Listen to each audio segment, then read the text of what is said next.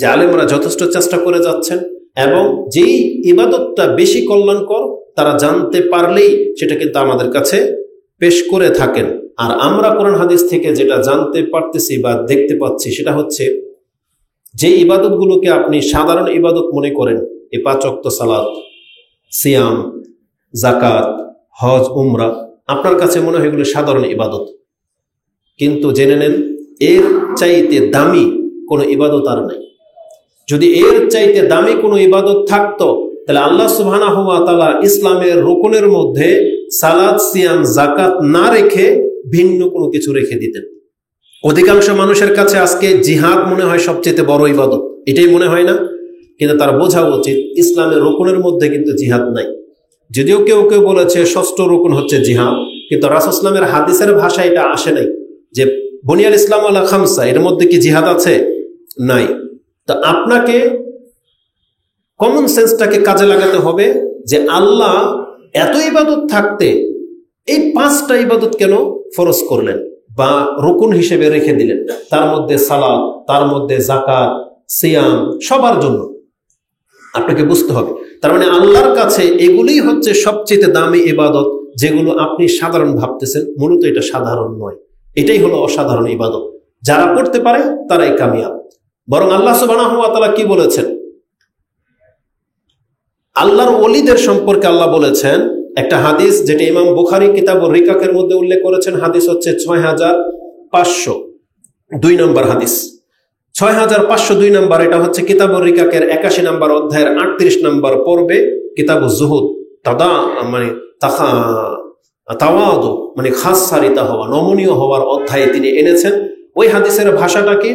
রাসূলুল্লাহ সাল্লাল্লাহু আলাইহি ওয়াসাল্লাম আল্লাহ সুবহানাহু ওয়া তাআলার কাছ থেকে নকল করে বলেন, ওমা তাকাররাবা ইলাইয়া আবদি বিশাইইন আহাব্বা ইলাইয়া মিম্মা ইফতারাতু আলাইহি।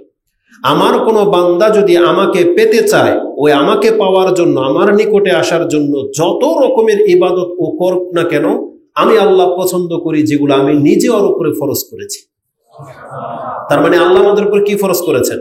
5 ওয়াক্ত সালাত, রমজান মাস আসলে সিয়াম, টাকা হয়ে গেলে জাকাত, সমর্থ হলে হজ, এটাই না? তা আল্লাহ বলেছেন আমি আল্লাহ যেটা তোমার উপরে ফরজ করেছি এর চাইতে দামি কোনো ইবাদত এই পৃথিবীতে কেউ তোমাকে দিতে পারবে না। অতএব এগুলো সাধারণ ইবাদত নয়। এজন্য আপনার মাইন্ডটাকে একটু ঠিক করেন, আপনার চিন্তাটাকে একটু ঠিক করেন যে রাসূলুল্লাহ সাল্লাল্লাহু আলাইহি ওয়াসাল্লাম থেকে যেটা প্রকাশ্য ইবাদত আমরা পেয়ে গেছি, এটার বাইরে আসলে কোনো ইবাদত, গোপন কোনো ভেদ নাই ইসলামে। ওই কি বলে এটাকে, মারেফা না, মারেফত বলে বাতিলপন্থীদের যে দাবি যে কি শরীয়ত, হাকিকত, মারেফত আর তরিকত, এই 4টা, ওই মারেফতটাই হলো এটা যে 5 ওয়াক্ত নামাজই হলো এমন এক ইবাদত যেটা আপনাকে আমাকে আল্লাহর নিকটবর্তী পৌঁছে দেবে। এটা যে জেনে গেল এই ব্যক্তির মারেফত হয়ে গেছে। যে হাদিসে আছে না যে আইয়ুল আমালি আকরাবু ইলাল জান্নাহ, কোন আমলটা আমাকে সবচেয়ে বেশি জান্নাতের নিকটবর্তী করে দেবে, এটা ইমাম মুসলিম তার ঈমানের অধ্যায়ে 153, 54, 55 এই হাদিসগুলোতে পেয়ে যাবেন। তার মধ্যে একটা হাদিস এটা, যেটা সম্ভবত 153 নম্বর হাদিসে রয়েছে। রাসূল সাল্লাল্লাহু বলেছেন as-salatu li waqtiha, যেই ব্যক্তি ওয়াক্ত সময় হয়ে গেলেই সালাত আদায় করে, এই আমল তাকে সবচেয়ে বেশি জান্নাতের নিকটবর্তী করে দেবে। তাহলে এই জ্ঞানটা যার মধ্যে হয়ে গেছে তার মারেফত হয়ে গেছে, এর হাকিকত চলে আসছে। এটাই হলো মারেফত। মূলত মারেফা মানে হচ্ছে ওই আরাফ থেকে, মানে জানা, কোনো কিছু জানা। যে ব্যক্তি আল্লাহকে ভালো করে জানতে পারলো, ইবাদতের তত্ত্ব মর্মগুলো সে বুঝতে পারে, তার মারেফত হয়ে গেছে ইসলামের। এটা মানে ভিন্ন কিছু না, গোপন কোনো ভেদ না, বরং এটাই। তাহলে বলেন তো দেখি, কে না জানে যে 5 ওয়াক্ত নামাজ আমাদের উপরে ফরজ? এটা কে না জানে? রমজান মাস আসছে, সিয়াম ফরজ, কে না জানে? মহিলাদের পর্দা করা ফরজ, এটা কে না জানে? তাহলে আমরা জানি, কিন্তু দেখেন তারপরে আমাদের আমল নাই। এই জন্য আজকের বক্তব্যটাকে আমি এভাবে সাজিয়েছি যে আমরা যদি সত্যি কামিয়াবি হতে চাই, যদি সত্যি আমরা নাজাত পেতে চাই, আমাদেরকে এই ফরজ ইবাদত গুলো আগে ঠিক করতে হবে, যেগুলো জানাশোনা ইবাদত, গোপন কোনো ইবাদত নাই। আপনি ফরজ 5 ওয়াক্ত নামাজ ছেড়ে দেবেন, আপনি যদি সারা রাত তাহাজ্জুদে সাজদায় পড়ে থাকেন, কাজ হবে? কোনো কাজ হবে না। আপনি এমন কোনো আমল আপনাকে নাজাত দিতে পারবে না যদি ফরজ ঘাটতি থাকে। আর নামাজ, রোজা, সিয়াম এগুলোর চেয়ে বড় ইবাদত আর কি হতে পারে? এর জন্য তো আমি আপনাকে এক্সাম্পলই দিয়েছি। যদি সালাতের চেয়ে, সিয়ামের চেয়ে বড় কোনো ইবাদত থাকতো, তাহলে আল্লাহ ইসলামের রুকুনের মধ্যে ওইটা নিয়ে আসতো যেটা আপনি চাচ্ছেন। কিন্তু আল্লাহ কোনটা করেছে? এই সালাতকে প্রাধান্য দিয়েছেন, এই সিয়ামকে প্রাধান্য দিয়েছেন, এই হজ যাকাতকে প্রাধান্য দিয়েছেন, তার মানে আল্লাহর কাছে এর চাইতে দামি কোনো ইবাদত আর নাই। এটা আপনি আগে চিন্তা বসে এলেন, এরপরে আমরা আগে বাড়ি যে তাহলে আমাদেরকে কি করা উচিত। সেই ক্ষেত্রে আমি কয়েকটা কথা শুধু আমি আপনাদেরকে বলবো। যেহেতু এখন রমজান মাস, তা রমজান মাস হিসাবে সালাদটাকে একটু পরে আনতেছি, আগে সিয়ামটাকে এনে দিই। কারণ 5 ওয়াক্ত ফরজ সালাত আমাদেরকে পড়তেই হবে। আজকের আলোচনাটা হবে নিজেকে কামিয়াবি করার জন্য অতিরিক্ত কিছু নফল ইবাদত লাগবে আমাদের লাইফে। তো আমরা সিয়াম থেকে শুরু করি, যেহেতু রমজান মাস চলতেছে। কারণ রমজান মাসের সিয়াম হচ্ছে ফরজ, যেটা অন্য কোনো মাসে ফরজ নয়, এই রমজান মাসেই ফরজ। এই রমজান মাসের সাথে বিশেষ ফজিলতের কাজ হচ্ছে সিয়াম রাখা। এই মাসে সিয়াম রাখাটাকে আমাদের জন্য বিধিবদ্ধ করে দেওয়া হয়েছে, ফরজ করে দেওয়া হয়েছে। সিয়াম কত বড় ইবাদত বা কত উপকারী ইবাদত, এই সম্পর্কে অনেক কথা আছে। আমি বলেছি যেটা অতিরিক্ত হিসাবে আজকে আলোচনাটা করব। ফরজ তো আমাদেরকে রাখতেই হবে, ফরজ সালাত তো পড়তেই হবে, মানে অতিরিক্ত আমরা কিভাবে নিজেকে সাজাবো এই রমজান মাসে, সেই কথাগুলো আমি আপনার কাছে পেশ করব। একটা হাদিস আমার চোখে পড়েছে। আবু উমামা আল বাহলি, একজন সাহাবী, তিনি প্রশ্ন করেছেন, কালা কুলতু ইয়া রাসূলুল্লাহ, আমি রাসূলুল্লাহ সাল্লাল্লাহু আলাইহি ওয়াসাল্লামকে প্রশ্ন করেছি, মুরনি বিআমরিন ইয়ানফাউনি আল্লাহু বিহি, আপনি আমাকে এমন একটা ইবাদতের কথা বলেন, আদেশ করেন, যেটার মাধ্যমে আল্লাহ আমাকে উপকৃত করবে। তার মানে প্রত্যেকটা ইবাদতের কোনো না কোনো উপকার দিক অবশ্যই রয়েছে। তো উমামা আল বাহলি তিনি বলতেছেন, দেখেন কত গোপন ভেদ, সূক্ষ্ম প্রশ্ন, যেটা অন্য কেউ হয়তো এভাবে করেনি, যেটা আপনি চাচ্ছেন যে কোন ইবাদতটা আমাকে বেশি উপকৃত করবে, যেটা আজকে অধিকাংশ মানুষের প্রশ্ন। রাসূলুল্লাহ সাল্লাল্লাহু আলাইহি ওয়াসাল্লামকে প্রশ্ন করা হয়ে গেছে অলরেডি।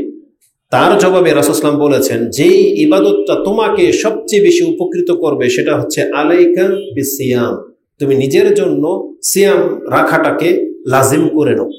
তার মানে শুধু রমজান মাস নয়, তোমার ব্যক্তি জীবনে, তোমার লাইফে সিয়ামটাই যেন বেশি প্রাধান্য পায়। তার মানে এই সিয়াম যেন তোমার জীবনের একটা সঙ্গী হয়ে যায়, প্রতিদিন না হয়, সপ্তাহে না মাসে, থাকতেই হবে সিয়াম। আলাইকা বিসিয়াম, তুমি সিয়ামটাকে নিজের জন্য লাজিম করে নাও। এটা রমজান মাসের ফরজ সিয়াম তো অবশ্যই, এছাড়া আদার্স অন্যান্য মাসেও তুমি সিয়ামের মতো ইবাদতটাকে নিজের জন্য লাজিম করে নাও। কেন? রাসূল সাল্লাল্লাহু আলাইহি ওয়াসাল্লাম বলেন, ফাইন্নাহু লা মিসলা লাহু, কারণ তোমার ক্ষেত্রে আমি এই সিয়ামের চাইতে ব্যতিক্রম কোনো ইবাদত দেখতে পাচ্ছি না। লা মিসলা লাহু, কারণ সিয়ামের মতো এমন কোনো ইবাদত নাই যেটা মানুষকে উপকার করতে পারে। তার মানে সিয়াম শুধু নেকি বাড়ায় না, সালাত আপনার নেকি বাড়াবে, সালাত আপনার নেকি বাড়াবে, কিন্তু সিয়াম আপনার দৈহিক গঠনকে ঠিক করবে, সিয়াম আপনার চরিত্রকে ঠিক করবে। সে কথাগুলো একটু পরে আসবে। তার মানে সিয়াম যে মানুষকে কত দিক থেকে উপকার করে, একটা হচ্ছে ফিজিক্যালি ভাবে তার বডি ফিটনেসের দিক থেকেও তাকে উপকৃত করে, রোগমুক্ত করে, এবং তার যৌন চাহিদার ক্ষেত্রে কন্ট্রোলে নিয়ে আসার জন্য সিয়ামের মতো উত্তম ইবাদত আর নেই। সালাতের মধ্যে হয়তো সেই ক্ষমতা নাই যেটা সিয়ামের মধ্যে আছে। এই জন্য রাসূলুল্লাহ সাল্লাল্লাহু আলাইহি ওয়াসাল্লাম বলেছেন, ফাইন্নাহু লা মিসলা লাহু, সিয়ামের মতন উপকারী ইবাদত আমি আর দেখতে পাচ্ছি না, এজন্য তুমি নিজের জন্য সিয়ামটাকে লাজিম করে নাও। এই হাদিসটাকে ইমাম নাসাই তার সিয়ামের অধ্যায়ে এনেছেন। হাদিস হচ্ছে 2221, 2221 নম্বর হাদিস। তার মানে সিয়াম হচ্ছে সবচেয়ে বেশি উপকারী একটা ইবাদত। কেমন উপকার করবে? একটা হচ্ছে নেকির ব্যাপার, আরেকটা হচ্ছে দুনিয়াবি ফায়দা। নেকির ব্যাপার যেটা, সেটা আমি আপনার কাছে বলতে পারি একটা চমৎকার হাদিস। আন আবি হুরায়রা ক্বালা ক্বালা রাসূলুল্লাহ সাল্লাল্লাহু আলাইহি ওয়াসাল্লাম, মান আমানা বিল্লাহি ওয়া বিরাসূলিহি, যেই ব্যক্তি আল্লাহ এবং তার রাসূলের প্রতি ঈমান নিয়ে আসলো, ও আকামাস সালাত, এবং 5 ওয়াক্ত সালাত যেটা সেটা প্রতিষ্ঠিত করলো, ও সামা রমাদান, আর রমজান মাসের সিয়াম রাখলো, এই কাজটুকু যারা করে, রাসূল সাল্লাল্লাহু আলাইহি ওয়াসাল্লাম বলেন, কানা হাক্কান আলাল্লাহ আইয়ুদখিলাহুল্লাহুল জান্নাহ, আল্লাহর উপর এটা হক হয়ে যাবে যে আল্লাহ তাকে জান্নাত দিবেন। জাহাদা আও হাজারা ফি সাবিলিল্লাহ আও জালাসা ফি আরদিল্লাতি উলিদা ফিহা। হাদিসটা ইমাম বুখারী কিতাবুল জিহাদে এনেছেন, 2790 নম্বর হাদিস। আবু হুরায়রা রাদিয়াল্লাহু তাআলা আনহু তিনি বলেন যে রাসূল বলেছেন, যেই ব্যক্তি আল্লাহর প্রতি ঈমান আনবে, রাসূলের প্রতি ঈমান আনবে, 5 ওয়াক্ত সালাত আদায় করবে, আর রমজান মাস পেয়ে গেলে রমজান মাসের ফরজ সিয়াম পালন করবে, এতটুকু আমল যদি কোনো ব্যক্তি করতে পারে, তার মানে এখান থেকে 2 ব্যক্তি বাদ পড়ে গেছে। টাকা সংক্রান্ত, যাদের অর্থকরী নাই, তাদের যাকাতও নাই, হজও নাই। এতটা ইবাদত তো প্রত্যেকের উপরে ফরজ, ফরজ না? যার টাকা আছে তার উপরে ফরজ, যার টাকা নাই তার উপরে ফরজ। নাকি 5 ওয়াক্ত নামাজ কারো উপরে মাপ আছে? কারো মাপ নাই, সবার উপরে ফরজ। রমজান মাসের সিয়াম সবার উপরে ফরজ, কেবল অসুস্থ আর মুসাফির ব্যতি রেখে। তাহলে যেই ব্যক্তি 5 ওয়াক্ত সালাত আদায় করবে এবং রমজান মাসের সিয়াম রাখবে, এই ব্যক্তি জিহাদ করুক আর না করুক, হিজরত করুক আর না করুক, আল্লাহর উপর এটা হক হয়ে যাবে, আল্লাহকে জান্নাত দেবে। তার মানে রমজান মাসের সিয়াম এমনিতে আমাদেরকে দেওয়া হয়নি। আল্লাহ সুবহানাহু ওয়া তাআলা এই ইবাদতকে এতটা মান দিয়েছেন যে 5 ওয়াক্ত সালাত রমজান মাসের ফরজ সিয়াম রাখার মাধ্যমে আপনার উপরে জান্নাত অবধারিত হয়ে যাচ্ছে। এটা ইমাম বুখারী কোট করেছে।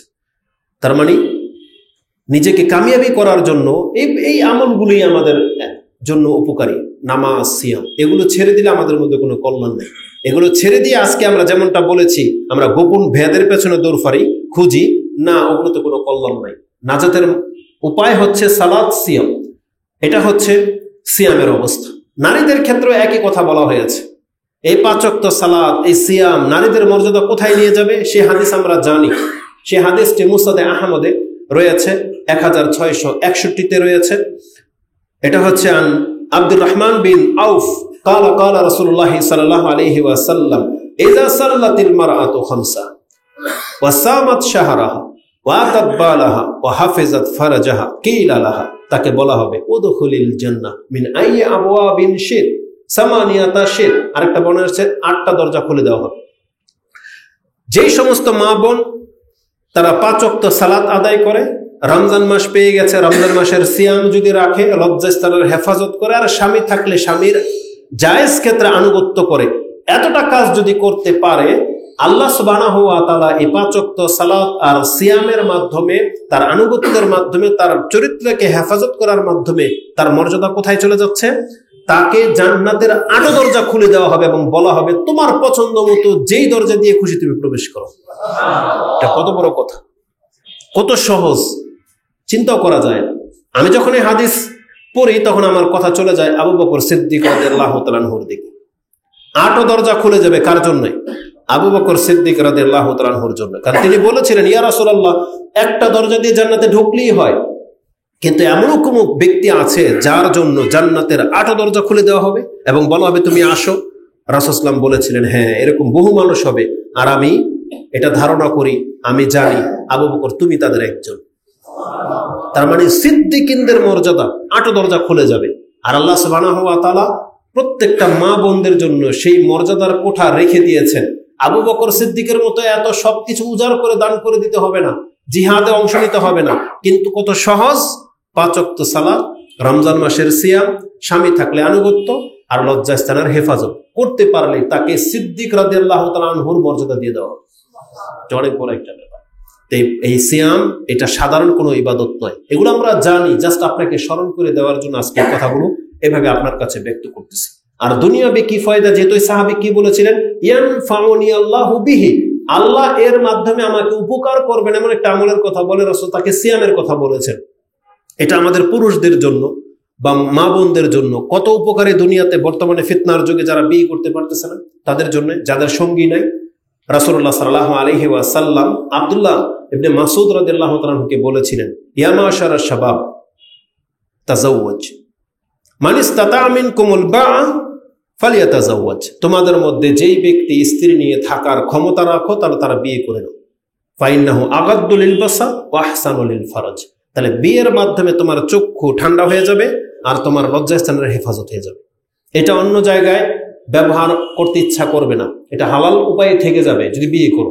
আর যদি কারো কোনো ব্যক্তি বিয়ে করার মতো সামর্থ্য পাচ্ছ না, ফাইন্নাহু আগাদ্দু লিল বাসার ওয়া মান লাম ইয়াস্তাতি, যেই ব্যক্তি বিয়ে করতে পারতেছ না বা সে সামর্থ্য এখনো হচ্ছে না, ফা আলাইহি বিসসাওম, তাহলে সে যেন নিজের উপরে সিয়ামটাকে লাজিম করে নেয়, মানে সিয়াম রাখাটা সবসময় তার উপর যেন ফরজ করে নেয়। তাহলে কি হবে? ফাইন্নাহু লাহু রিজাউন, তাহলে এটা তাকে ফ্রিজার করে রেখে দেবে, মানে খাসি করে রেখে দেবে। যেমন খাসি যখন করা হয়, বিচি যখন বের করে নেওয়া হয়, যেই বকরির, এটা খাসি না, আমরা বলি না খাসি, এটার কোনো আপনার উত্তেজনা জাগে না, কোনোদিন উত্তেজনা জাগবে না। ঠিক পুরুষদেরও যদি সবসময় কোনো ব্যক্তি সিয়াম রাখে, তাহলে যত রূপসী সুন্দরী হোক না কেন তার দিকে কোনোদিনও নজর যাবে না। রাসূল সাল্লাল্লাহু আলাইহি ওয়াসাল্লাম বলেছেন, ফাইন্নাহু রিজাউন, এটা তোমাকে খাসি করে রেখে দেবে। এই জন্য সিয়াম আমাদের চরিত্রকে হেফাজত করার জন্য অনেক বড় একটা মাধ্যম। যদিও বিষয়টা এত কঠিন হয়ে গেছে, দুঃখজনক। 2 দিন আগে একটা ছেলে ফোন করেছে, সে সিয়াম রেখে হস্তমৈথুন করেছে। এখন কি করণীয় তা আমি তার কোনো জবাব দেইনি। আমি বলছি এই ধরনের প্রশ্নের জবাব আমরা দেই না, তুই বড় কোনো শেখদের সাথে ডিসকাস করো। এটা হচ্ছে শাস্তি সুর। কারণ আপনি কেমন মুসলিম বলেন, আপনার চরিত্রটার উপর আমাদের একটু আক্ষেপ হয়।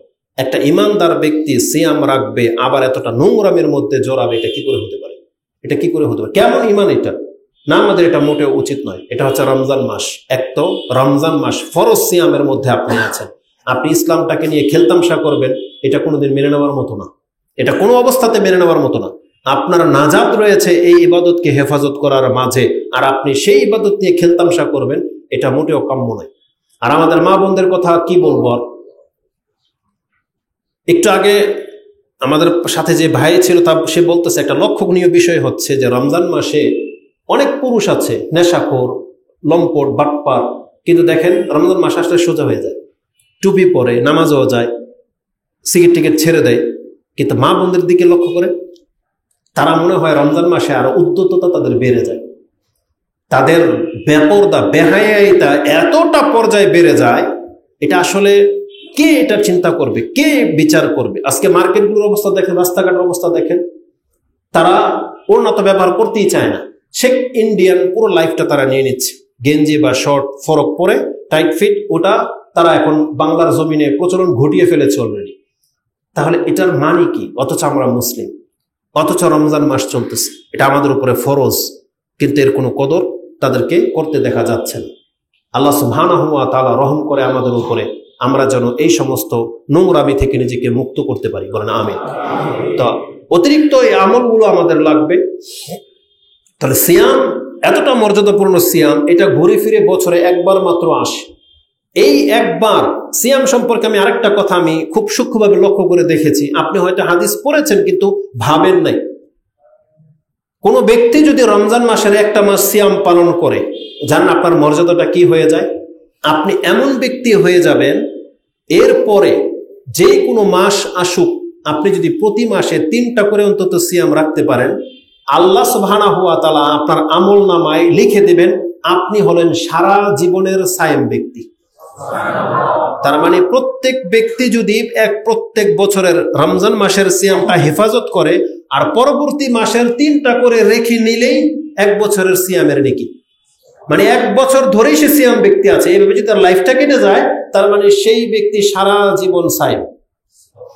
কিন্তু এই বৈশিষ্ট্য কি ওই ব্যক্তি পাবে যে রমজান মাসের সিয়াম রাখে না কিন্তু অন্য অন্য মাসের সিয়াম রাখে? কাজ হবে না। কারণ রাসূলুল্লাহ সাল্লাল্লাহু আলাইহি ওয়াসাল্লাম বলেছেন, মান সামা রমাদানা সুম্মা আতবা সিত্তাম মিন শাওয়াল, আরেক বর্ণনা আছে সুম্মা আতবা মিন সালাসাতা আইয়ামিন মিন কুল্লি শাহর। যে ব্যক্তি রমজান মাসের সিয়াম রাখে, তার শাওয়ালের সিয়াম, তার অন্যান্য মাসের 3টা সিয়াম কাজে আসবে। আর যে ব্যক্তি রমজান মাসের সিয়ামই রাখে না, সে ওই মর্যাদা পাবে না। এই জন্য রমজান মাসের সিয়ামটাকে কষ্ট করে পুরা করেন, আপনি সেই যোগ্যমানের ব্যক্তি হয়ে যাবেন যে এরপরে যখনই কোনো নফল সিয়াম রাখবেন, এটা এই রমজান মাসের সাথে ইজাফা হয়ে যাবে। কি মনে করেন? রমজান মাসের একটা ফরজ সিয়াম রাখলে 10টা নেকি, 10টা ফরজ সিয়ামের নেকি পাবেন না? তারপরে অন্যান্য মাসের 3টা রাখলে আপনাকে নফল নয় ফরজের নেকি দেওয়া হবে। কারণ হাদিসটা তো এইভাবে আছে, সুম্মা আতবা সিত্তাম মিন শাওয়াল কানা কাসিয়ামিদ দাহর। ফরজ সিয়াম রাখলে 1 বছর যেই নেকি, ওই 6টা শাওয়ালের সিয়াম রাখলেও একই নেকি গণ্য করে দেওয়া। এই জন্য রমজান মাসের সিয়ামটাকে কদর করার আমাদেরকে চেষ্টা করা উচিত। এরপরে আসুন, ধারাবাহিকভাবে নফল ইবাদতের মধ্যে সবচেয়ে গুরুত্বপূর্ণ ইবাদত হচ্ছে সালাত। 5 ওয়াক্ত সালাতের পরে 5 ওয়াক্ত নামাজের যে নফল সালাতগুলো রয়েছে, এগুলো আমাদের জন্য অত্যন্ত গুরুত্বপূর্ণ, অত্যন্ত গুরুত্বপূর্ণ। এই সম্পর্কিত বহু কথা আছে। এক তো ফরজ সালাতকে ঈমান বলা হয়েছে, এটা তো কেউ মিস করার কোনো অপশনই নেই, তার ইসলামই টিকবে না। উপরন্তু আমাদের আলোচনা হচ্ছে নফল অতিরিক্ত সালাত নিয়ে। কোন মুসলিম ফরজ সালাত রাখবে না, এটা ভাবাও যাবে না, এটা কল্পনাও তো নিয়ে আসা যাবে না। আপনি জেনে নেন 5 ওয়াক্ত সালাত বিহীন আপনার অস্তিত্বই নেই, আপনার পশু পাখির মতো হয়ে যাবেন আপনি।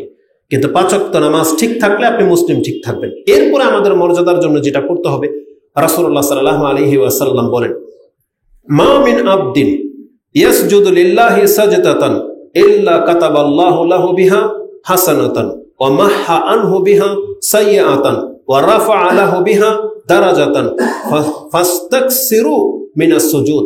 রাসূলুল্লাহ সাল্লাল্লাহু আলাইহি ওয়াসাল্লাম বলেন, নফল সালাত এটা এত মর্যাদাকর ইবাদত, এই পৃথিবীতে যে যতগুলো সেজদা দেবে, মানে যত রাকাত সালাত আদায় করবে, প্রত্যেকটা রাকাত সালাত তার মর্যাদাকে উঁচু করে দেবে, তার পাপকে মিটিয়ে দেবে এবং তার নেকিকে বাড়িয়ে দেবে। প্রত্যেক রাকাত সালাত মানে একটা সেজদা মানে এক রাকাত, এমনি এমনিতে কোনো সেজদা নাই। এটা আপনি ভাববেন না এইসব হাদিস পড়ে যে তাহলে বসে আছি ধাই করে একটা সেজদা দিয়ে দিলেন, না, এটা ইসলামে নাই। ওটা ওই তাবলিগ বা অন্য কোনো গ্রুপের লোকেরা করে, মাঝে মাঝে দেখবেন বসে আসে হঠাৎ করে একটা সেজদা করে দেয়, এটা চলবে না। ইসলামের এই সেজদা মানে হচ্ছে নফল সালাত। যেখানে সেজদার কথা আছে দেখবেন, যেমন ধরেন ওই সাহাবীর নাম রাবি ইবনে কাব ইবনে আসলামি, যে রাতে রাসূল সাল্লাল্লাহু আলাইহি ওয়াসাল্লামকে ওযুর পানি এনে দিয়েছিল এবং বলেছিল, ইন্নী উরিদু মুরাফাকাতাকা ফিল জান্নাহ, ইয়া রাসূল আমি আপনার সাথে জান্নাতে থাকতে চাই। রাসূল তাকে কি বলেছেন? আইনি আলা নাফসিকা বিকাসরাতিস সুজুদ, তাহলে তুমি একটা কাজ করো, আমাকে সাহায্য করো অধিক মাত্রায় সাজদা করে। তার মানে কি? অধিক মাত্রায় নফল সালাত আদায় করো, বলুন পাশাপাশি তুমি নফল সালাত আদায় করো, তাহলে তুমি আমার সাথে জান্নাতে থাকতে পারবে।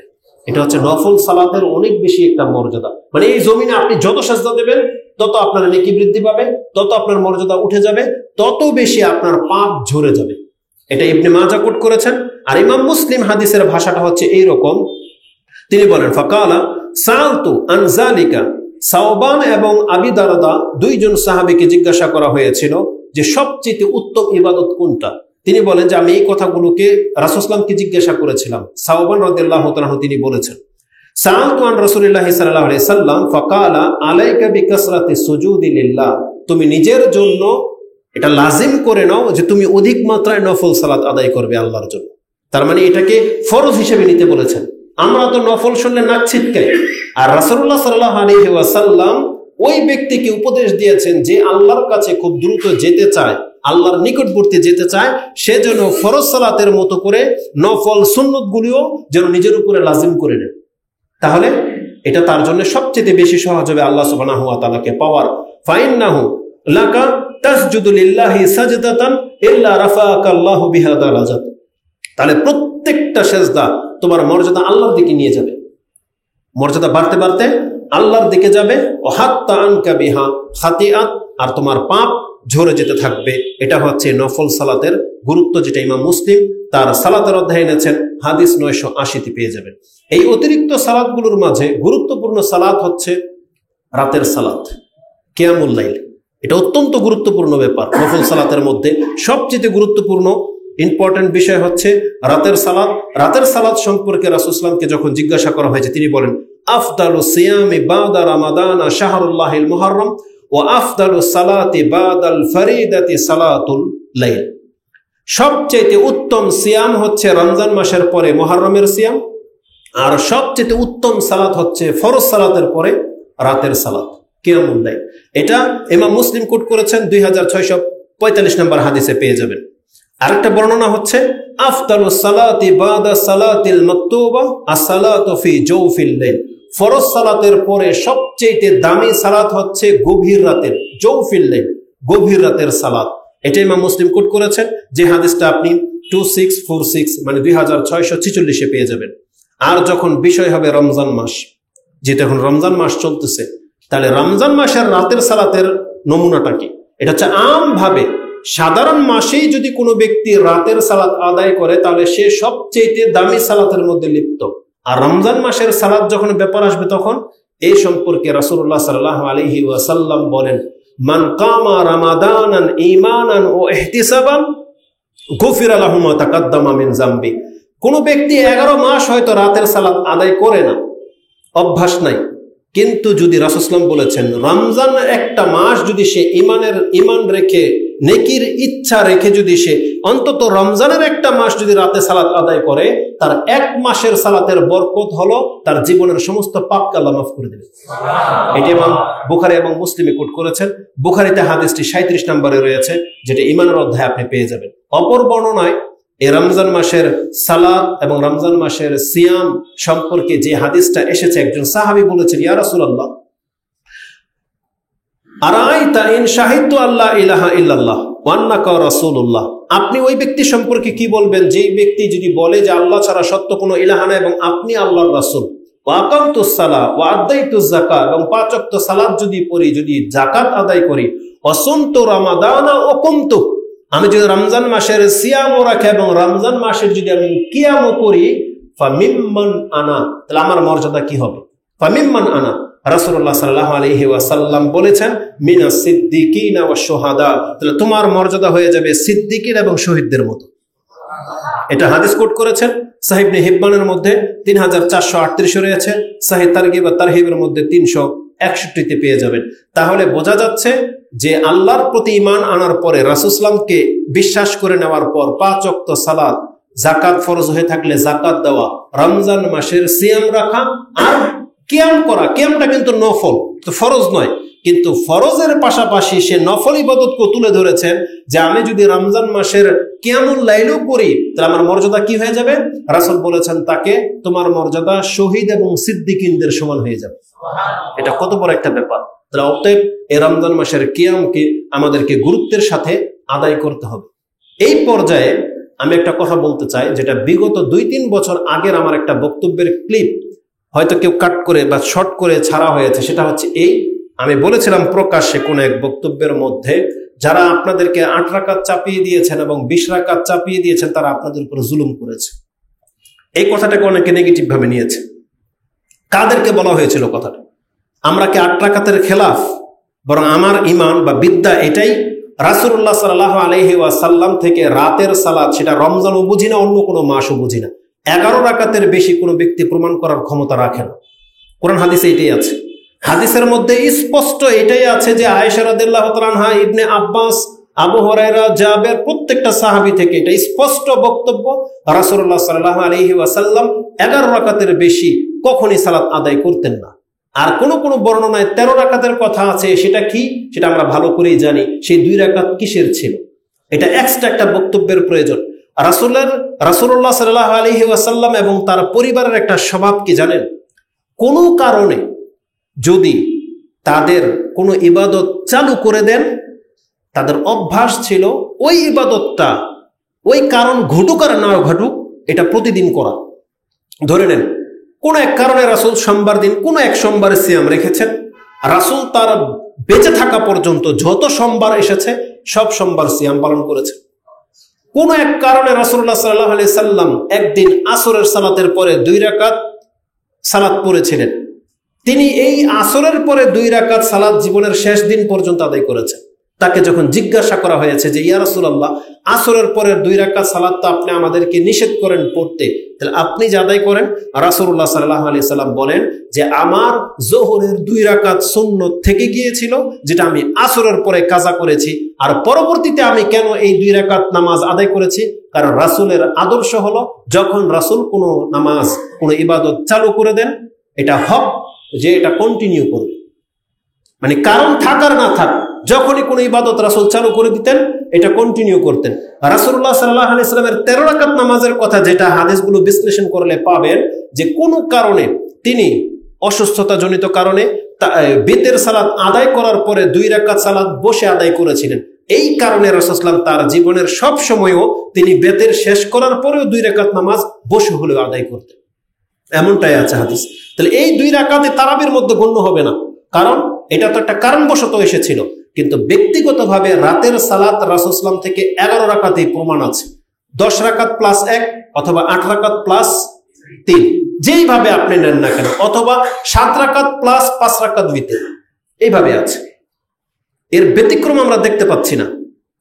6 জোড়া জোড়া করে একটানা পড়তেন, অথবা কোনোদিন শুধুই 7 রাকাত পড়েছেন, আবার বসে 2 রাকাত পড়েছেন বেতেরের পরে, আবার কোনোদিন রাসূল সাল্লাল্লাহু 9 রাকাত পড়েছেন, আবার বসে বসে 2 রাকাত পড়েছেন, মানে সর্বশেষ সীমা 11 রাকাতে গিয়ে পৌঁছে। তাহলে যেই হাদিসের মধ্যে 7 রাকাতের কথা আছে, যেই হাদিসের মধ্যে 9 রাকাতের কথা আছে বেতের সহ, আপনারা কয়জন ব্যক্তি বলতে পারবেন বাংলার জমিনে কি পৃথিবীর কোন মসজিদে এই হাদিসের উপর আমল হয়েছে? কোন মসজিদে করেছে এটা?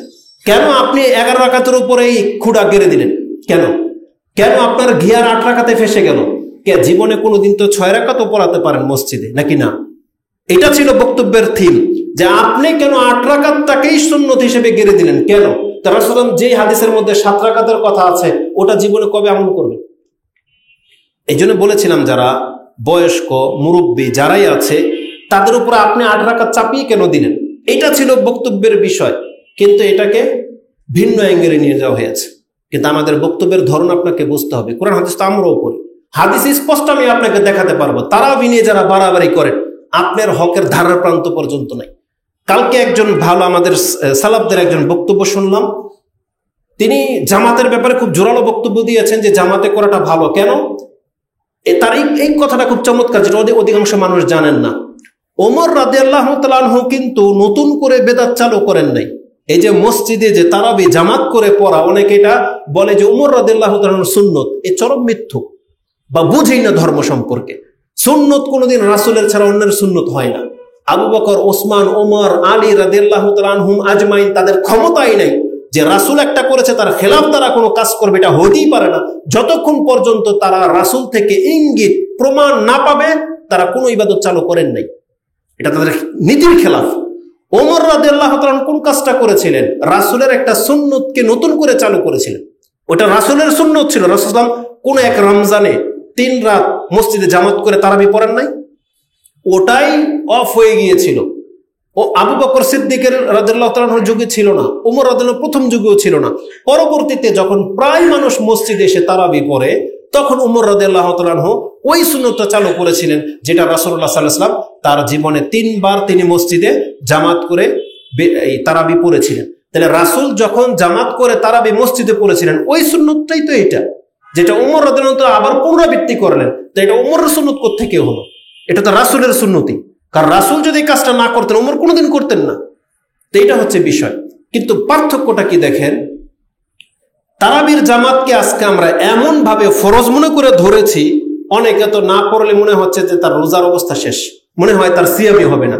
আবার অনেকে মনে করে যে আমি যদি তারাবি জামাতে না পড়ি, তাহলে আমি হয়তো তারাবি পড়লাম না বা কিয়ামুল লাইলই করলাম না। আপনার এই ভুলটাকে ভাঙার জন্য আমাদের এই বক্তব্য। জেনে নেন, বারবার বলেছি, এশার পর থেকে ফজর পর্যন্ত এটা হচ্ছে রাত। এই রাতের যে কোনো অংশে, সেটা 8টা বাজেও বুঝি না, 9টা, 10টা, 11টা, 12টা বা 1টা, 3টাও বুঝি না, রাতের যে কোনো অংশে এশার নামাজের পরে আপনি যা পড়বেন, এই সবটাই হচ্ছে রাতের নামাজ। আপনি এখন কি নাম দেবেন দেন, তারাবি বলবেন দেন, তাহাজ্জুদ বলবেন বলেন। ওই খেলাফিন যারা, বিদাতি যারা, তারা আপনাদেরকে বলে, আচ্ছা বলেন তো তারাবি শব্দটা কি রমজান ছাড়া অন্য কোনো মাসে হয়? কয় হয় না। আর হবে না কেন? তারাবি মাসে তারাবি শব্দটা রমজানে দিতে বললো কে আপনাকে? এই নামটা রাসূল করেছে? রমজান মাসে রাতের নাম তারাবি সাহাবী করেছেন? কেউ করেনি। এটা একটা ধরন, মানে এই নামাজটা থেমে থেমে পড়া হয় বিদায়, এই জন্য এটাকে তারাবি নামকরণ করা হয়েছে। আপনি যদি শাওয়াল মাসেও রাতের নামাজ এইভাবে থেমে থেমে পড়েন, তাহলে আপনার তারাবি বলতে দোষ কোথায়? কারণ নামটা তো ধরনের উপরে, এটা তো রমজান মাসের সাথে খাস না, বরং রমজান মাসে এই কাজটা প্রথম রাত থেকেই করা হয়, যার ফলে এটাকে তারাবি নামকরণ করা হয়েছে, যেটা অন্য মাসে সাধারণত এই অভ্যাস অনুযায়ী আদায় করা হয় না। কিন্তু যদি কেউ করে, তাহলে কি নাম দেবেন আপনি? তারাবি। আপনি প্রথম রাত থেকে শুরু করেন, থেমে থেমে পড়েন, তারাবি আপনি বলতে পারেন। যদি শেষ রাত্রে পড়েন ঘুম থেকে জেগে, তাহাজ্জুদ। আপনি যদি বেজর সংখ্যায় পড়েন, ভিতর। ওই একটাই তো নামাজ। কিন্তু আপনি কথাকে পেঁচান কেন, ঘুরান কেন? বরং রাসূলুল্লাহ সাল্লাল্লাহু আলাইহি ওয়াসাল্লাম, আরে ঝামেলায় মিটে যাবে 8 রাকাত আর 20 রাকাতের, শুধু ওই বেদাতীরা প্রমাণ করে দেখা, রাসূল তো 3 দিন মসজিদে তারাবি জামাত করে পড়েছে না? 3 দিন। এটা তো স্পষ্ট কথা, তাই না? বুখারী, মুসলিম, আবু দাউদ, ইবনে মাজাহ, তিরমিজি, প্রত্যেকটা হাদিসের কিতাবের মধ্যে আছে, আহমদের মধ্যেও আছে। আপনি প্রমাণ করে দেখান ওই 3 রাত্রে রাসূল সাল্লাল্লাহু আলাইহি ওয়াসাল্লাম তাহাজ্জুদ কখন পড়েছেন, তারাবি কখন পড়েছেন, একটা প্রমাণ করবেন। দ্বিতীয় প্রমাণ করবেন কত রাকাত পড়েছিল রাসূল সাল্লাল্লাহু আলাইহি ওয়াসাল্লাম, তাহলে ঝামেলায় মিটে যাবে। আর একটা হাদিস তো আমাদের কাছে আছে, যেটাতে 8 রাকাতের কথা আছে, যে ওই রাত্রেও রাসূল সাল্লাল্লাহু আলাইহি ওয়াসাল্লাম 8 রাকাতে সালাত আদায় করেছেন। কিন্তু আমরা তো এদের মতো সুবিধাবাদী না, যে হাদিস পেলেই এটা ফেভারে চলে আসছে আর মেনে নিলাম। কিন্তু ওই হাদিসের ঈসা বর্ণনাকারী একজন আছে, তাকে নাসিরউদ্দিন আলবানী দুর্বল বলেছেন। কিন্তু আমাদের একজন শেখ, উনি ডিবেটের মধ্যে প্রমাণ করেছেন যে ওই ঈসা তিনিও গ্রহণযোগ্য ব্যক্তি, যদিও নাসাই তাকে দুর্বল বলেছেন, অন্যান্য কিছু কিছু ইমাম তাকে দুর্বল বলেছেন, কিন্তু অন্যান্যরা আবার সিকাও বলেছেন। তাহলে এটা যদি দলিল হিসেবে নিয়ে নেওয়া হয়, ঝামেলাই শেষ। কারণ রাসূলুল্লাহ সাল্লাল্লাহু আলাইহি সাল্লাম মসজিদে 8 রাকাতই জামাত করে সালাত আদায় করেছিলেন। আর ঘটনাটা কি ঘটেছিল? প্রথম দিন অর্ধেক রাত পর্যন্ত রাসূল সাল্লাল্লাহু আলাইহি ওয়াসাল্লাম আদায় করেছেন। দ্বিতীয় রাত রাসূল সাল্লাল্লাহু আলাইহি ওয়াসাল্লাম একবারে গভীর রাত পর্যন্ত আদায় করেছেন। তৃতীয় রাত একদম সাহরি পর্যন্ত আদায় করেছেন। সাহাবে কেরামরা ভয় পেয়ে গেছেন যে আজকে হয়তো আমরা সেহরি খেতে পারবো না। তাহলে যেই নামাজটা মসজিদে কন্টিনিউ চলতে থাকে একবার সেহরি পর্যন্ত, আপনি এখন ভাগ করবেন এখানে তারাবি কয় রাকাত ছিল, তাহাজ্জুদ কয় রাকাত ছিল, আপনি ভাগ করেন। কিন্তু হাদিস বোঝেন না কেন আপনারা? স্পষ্ট বর্ণনাগুলো থাকতে কেন বোঝেন না? ওই বেদাতীদের খপ্পরে কেন পড়ে যান? আমাদের আরেকজন খুব চমৎকার একটা পয়েন্ট নোট করেছেন। আচ্ছা, রাসূল তো রাতের শেষে বিতের পড়তো, তাই না? আপনি প্রমাণ করেন তো রাসূল সাল্লাল্লাহু আলাইহি ওয়াসাল্লাম বেতেরটা তাহাজ্জুদের পরে পড়তো না তারাবির পরে পড়তো? আপনি প্রমাণ করেন, তাহলে আপনার কাছে ক্লিয়ার হয়ে যাবে।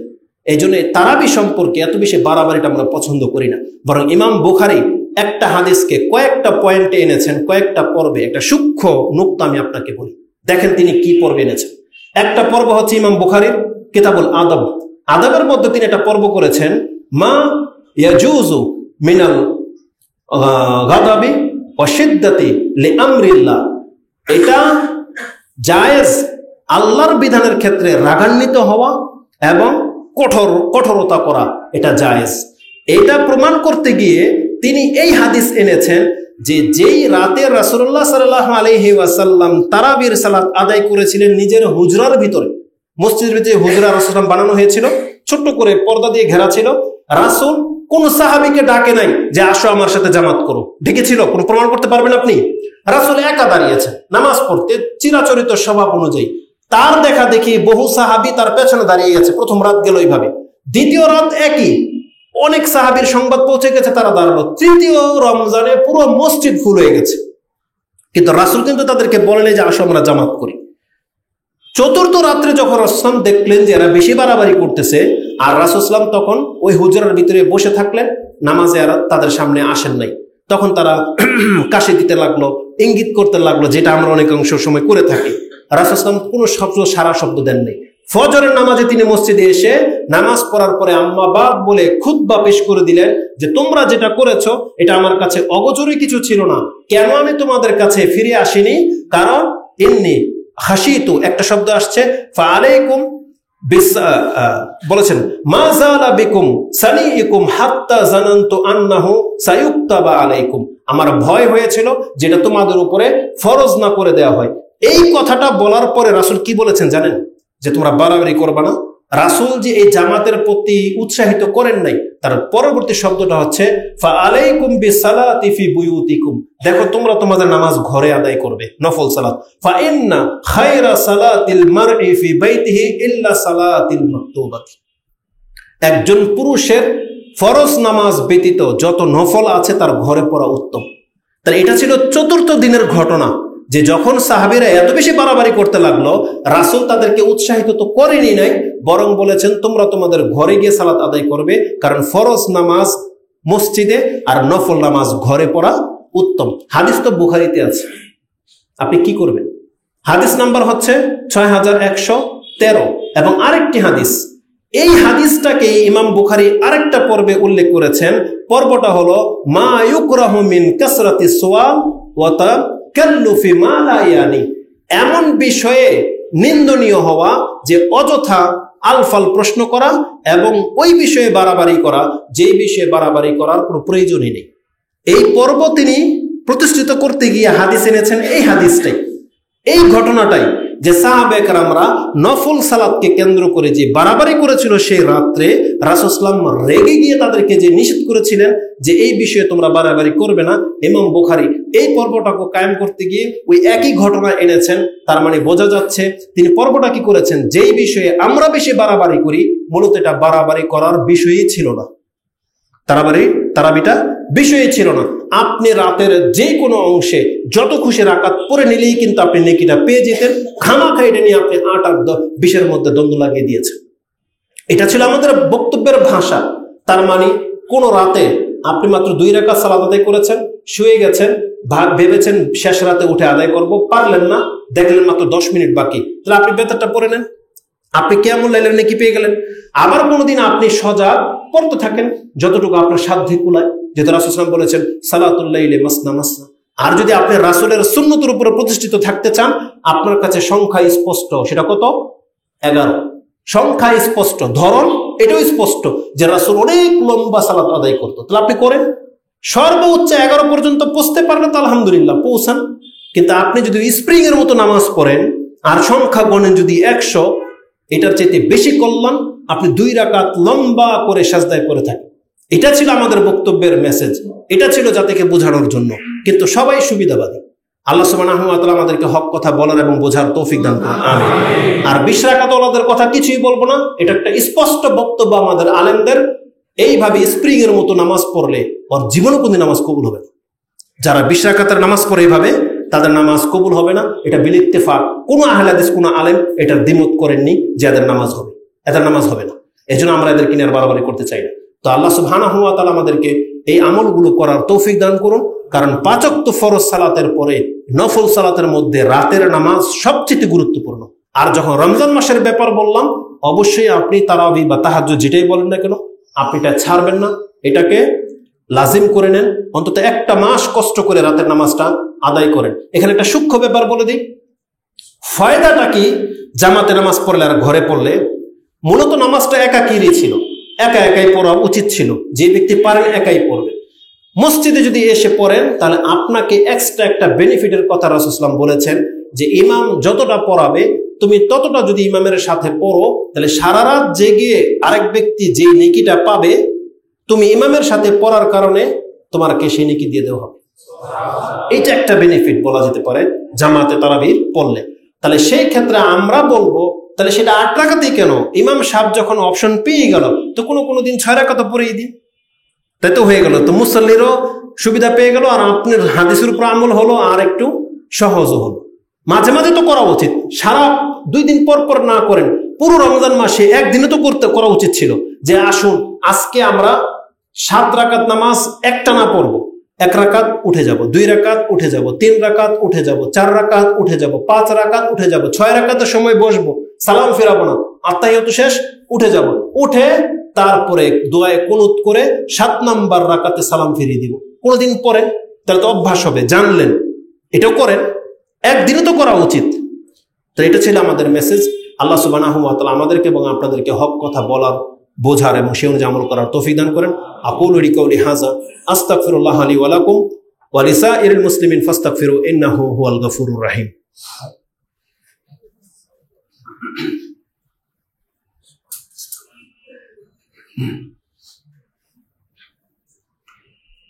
আলহামদুলিল্লাহি রাব্বিল আলামিন ওয়াসসালাতু ওয়াসসালামু আলা আশরাফিল আমবিয়া ওয়াল মুরসালিন নবিয়িনা মুহাম্মাদিন ওয়া আলা আলিহি ওয়া সাহবিহি আজমাইন। ওয়া বা'দ।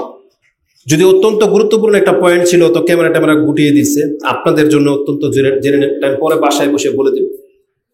এই 5 ওয়াক্ত নামাজের পরে, রাতের নামাজের পরে আরেকটা গুরুত্বপূর্ণ ইবাদত হলো 5 ওয়াক্ত সালাতের সাথে লেগে থাকা 12 রাকাত সুন্নত। 12 রাকাত এই সুন্নত নফলগুলো, এটা পড়লে কি হবে? প্রত্যেক দিনের 12 রাকাতের বিনিময়ে জান্নাতে একটা করে বাড়ি আল্লাহ বানান শুরু করে দেবেন।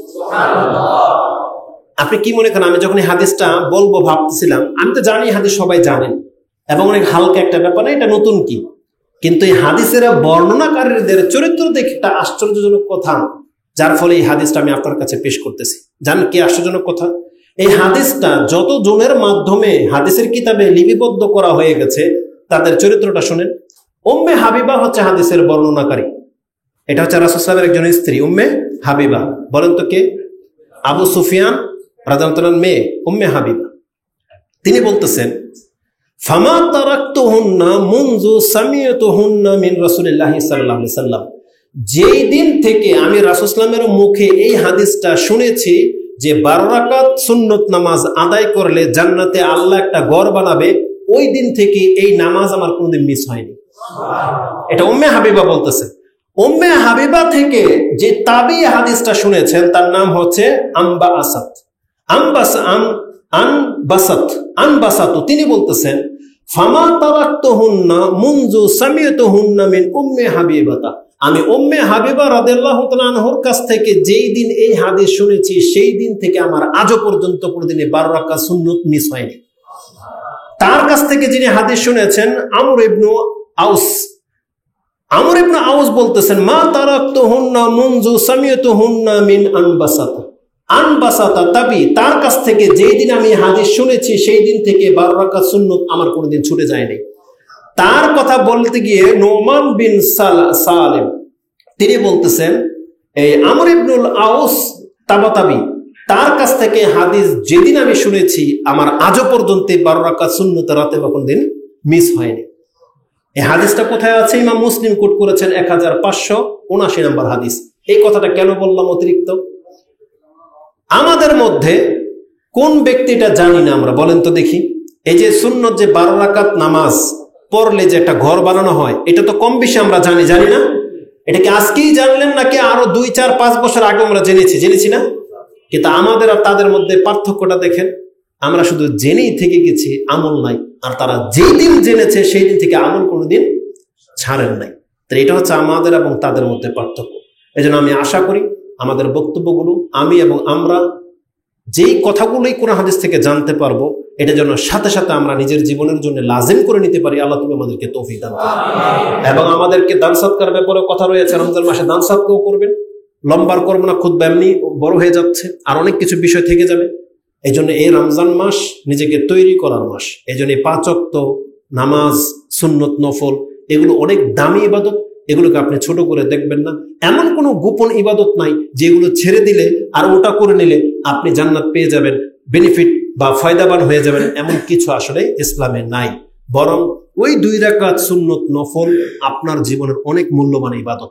আল্লাহ সুবহানাহু ওয়া তাআলা আমাকে এবং আপনাদেরকে কবুল করুন, আমিন। আল্লাহুম্মা তাকাব্বাল মিন্না সিয়ামানা ওয়া কিয়ামানা ওয়া সালিহাল আমাল। আল্লাহ তুমি আমাদের সালাত, সিয়াম এবং যতগুলো সৎ কাজ আছে আল্লাহ তুমি কবুল করো। আল্লাহ তুমি আমাদেরকে লাইলাতুল কদর পর্যন্ত পৌঁছে দাও। তুমি আমাদেরকে তৌফিক দান করো যেন আমরা লাইলাতুল কদর এবং লাইলাতুল কদরের কল্যাণ যেন প্রাপ্ত হতে পারি। আল্লাহ তুমি